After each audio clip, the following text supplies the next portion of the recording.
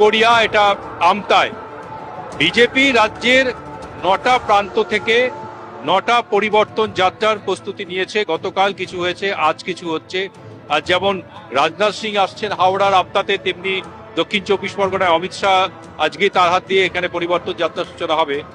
আপনারা জানেন আমরা হাওড়া গ্রামীণ জেলায় আজকে এই যে পরিবর্তন যাত্রা করছি, তৈরি দামি দামি গয়না নেতার পত্নী অথবা কন্যা অথবা তার পুত্র বধূ পড়বে।